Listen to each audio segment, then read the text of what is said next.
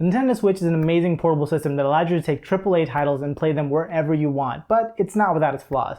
What's up everyone, Mitesh here, and today we're taking a look at 5 different accessories that solve the Nintendo Switch's most glaring flaws. So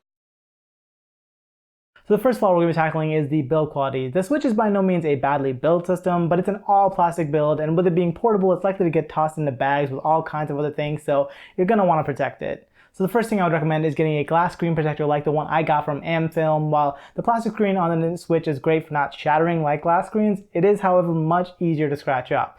Getting a glass screen protector will prevent it from most scratches, and the best part is the price is just $9 for 2-pack. And now that your Switch screen is protected, let's talk about protecting the rest of your system, which is also made out of plastic. So for this, I would recommend getting a carrying case like the one from Hestia Goods that I got. This is a hard shell case that will protect your Switch from things inside of your bag and from bumps and drops in your bag. It also provides extra space for your Joy-Cons or other accessories so that even on the go you can still play with your friends. The one issue I have with this is the fact that the Switch's charger is a little hard to fit in that accessories pouch, but other than that, it's a fantastic case.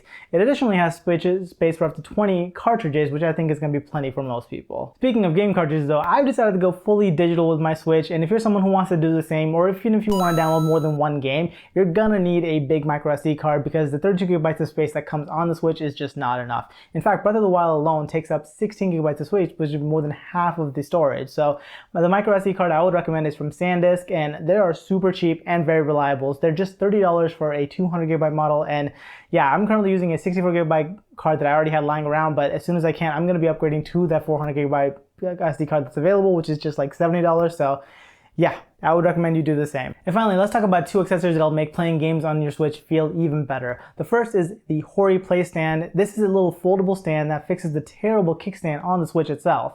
If you're planning to use your Switch on an airplane or even just a table at a coffee shop, this is a must-have. Because the Play Stand is not only better at holding up your Switch than the kickstand, even through a little turbulence on a plane, but it makes charging possible through the charging port, so that's fantastic, especially when you're playing graphically heavy games like Breath of the Wild or Super Mario Odyssey. You're gonna have to charge up because the battery life on the Switch is not the best. And finally, while I love being able to use the Joy-Cons individually as like controllers for games like Mario Kart and Super Mario Party so that you can actually get 2 controllers with just 1 Joy-Con, they're a little too small to be used comfortably by most adults. So I would recommend getting these Joy-Con grips from Fastnail.